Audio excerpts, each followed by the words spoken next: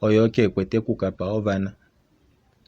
Nyilile wange omwenye umbo ena oshuunda odala ye ina wilala weemwanda pita fo ihuna kudya ngo keena na edidilike vele toya keemunya edi tadili shingile momutanda eendema pamwe niihove yili yatambuka eedidi dapita eeshima dafa ashike itaadi nyamwa ove toya komapandu eehove domakompo adalelwa uhapapuka edi domakosa odo nee itoomane.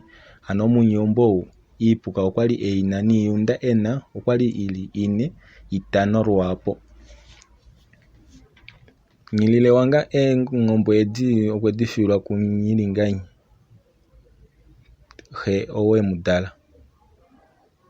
Ounyilinganyi okwali edi konga ano edilya uupule. Omahokololo otaati nyilinganyi tete okwayandja po okaana kaye kokakadona oko